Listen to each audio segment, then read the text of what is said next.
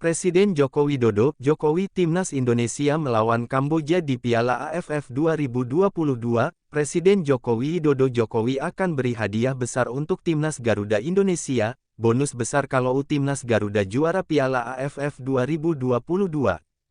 Laga Timnas Indonesia vs Kamboja pada fase grup A Piala AFF 2022 akan berlangsung di Stadion Utama Gelora Bung Karno SUGBK, Jakarta.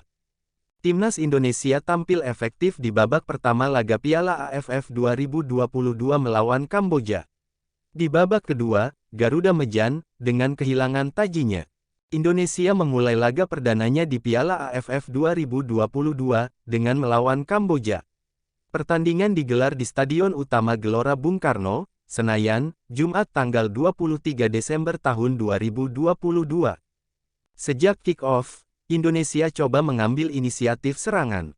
Anak asuh Sintayong memainkan kuartet Egy Maulana, Witan Sulaiman, dan Ricky Kambuaya, yang menyokong Muhammad Rafli di depan, dalam formasi 4-3-3.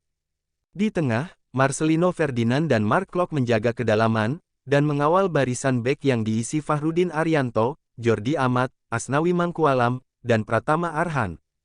Hasilnya, serangan Timnas Indonesia cukup mengalir.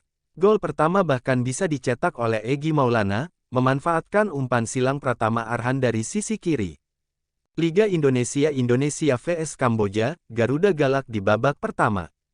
Timnas Indonesia bermain apik di babak pertama laga melawan Kamboja, namun kesulitan di babak kedua.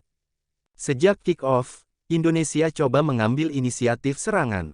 Anak asuh Sintayong memainkan kuartet Egy Maulana, Witan Sulaiman, dan Ricky Kambuaya, yang menyokong Muhammad Rafli di depan, dalam formasi 4-3-3. Di tengah, Marcelino Ferdinand dan Mark Klok menjaga kedalaman, dan mengawal barisan bek yang diisi Fahrudin Arianto, Jordi Amat, Asnawi Mangkualam, dan Pratama Arhan. Hasilnya, serangan Timnas Indonesia cukup mengalir. Gol pertama bahkan bisa dicetak oleh Egy Maulana, memanfaatkan umpan silang Pratama Arhan dari sisi kiri. Hasil Piala AFF 2022, Indonesia tekuk Kamboja 2-1.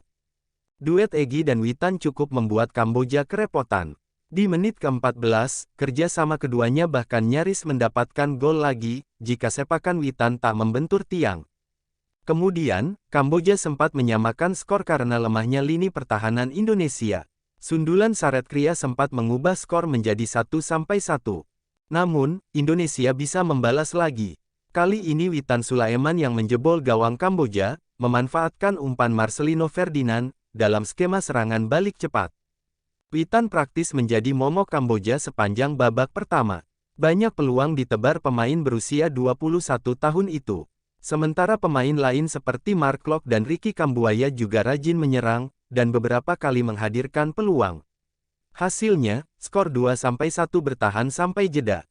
Di babak kedua, pergantian dilakukan Sintayong. Egy ditarik, dan digantikan Sadil Ramdhani, sementara Rafli digantikan Ilijah Spasojevic. Pergantian itu membuat daya serangan Indonesia sedikit menurun. Selain Spasojevic yang sulit mendapat bola, pemain lain juga mulai bermain lebih ke dalam. Mark Klok dan Ricky Kambuaya tak banyak peluang dihasilkan Indonesia sejak pergantian itu. Peluang baru didapat bahkan di menit ke-82, saat Witan ditarik keluar dan digantikan Dendi Sulistiawan. Dendi nyaris bikin gol lewat sepakan jarak dekat di kotak.